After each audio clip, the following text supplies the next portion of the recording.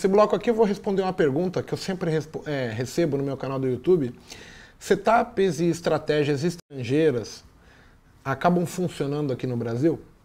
Bem, pensem da seguinte maneira.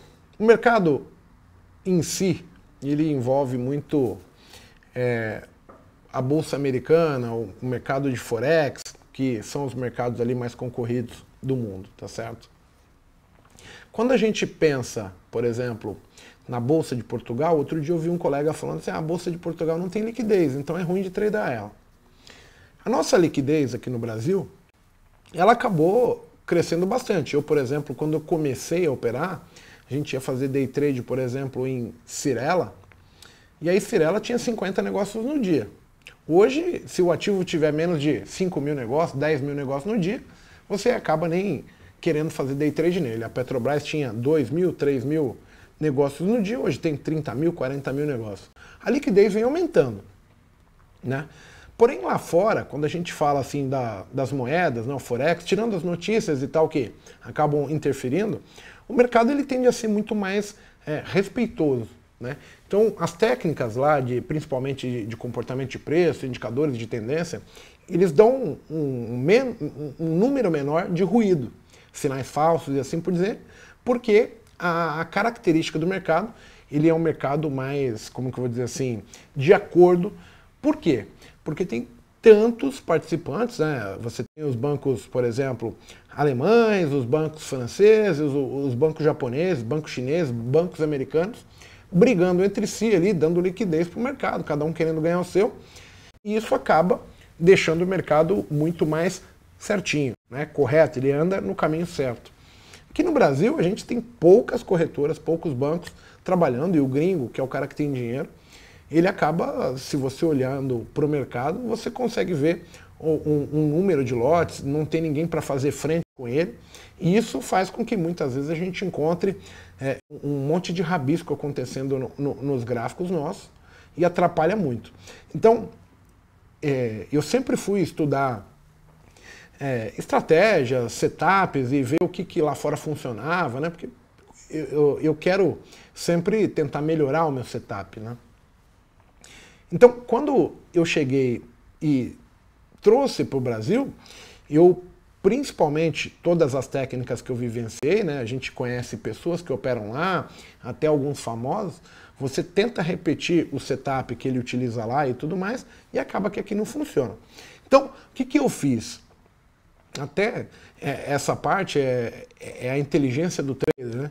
Mas você tem que trazer algum tipo de adaptação para o mercado, em relação ao nosso mercado, a questão de liquidez, a questão de nós termos, em alguns momentos do nosso mercado, liquidez, vamos dizer assim, nenhuma. Ou seja, se eu tiver um grande lote, eu posso mexer muito para cima e para baixo dentro de uma variação, e aquilo acaba tirando stop, pondo você no jogo, e isso lá fora dificilmente acontece se não tiver um fato realmente relevante que interfira no mercado, né?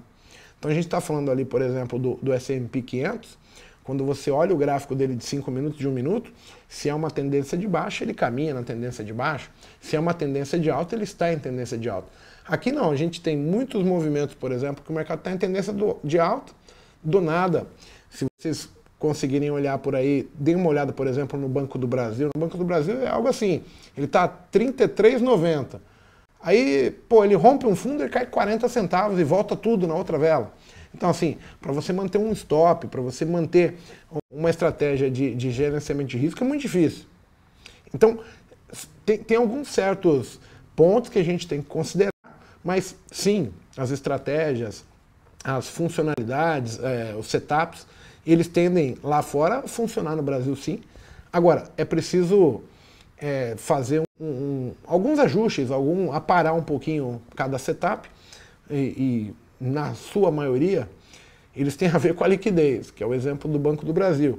E aí quando você acaba excluindo os ativos que têm uma liquidez menor, né, para se fazer trade, você tem que pensar assim, você acaba ficando com 4, 5 ações, 2 índices e nada além disso.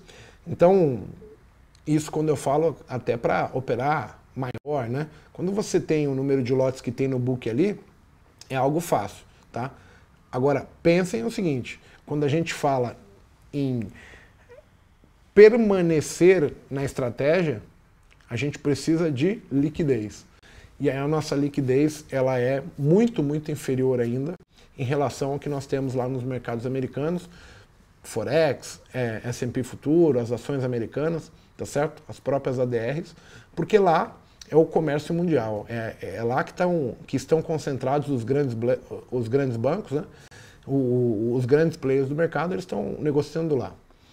E tende a ser algo mais, vamos dizer assim, tranquilo, analisar e operar.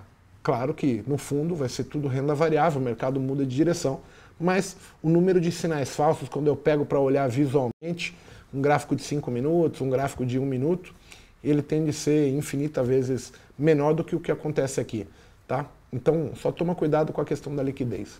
Valeu, gente. Um grande abraço aí e até a próxima quarta. Valeu.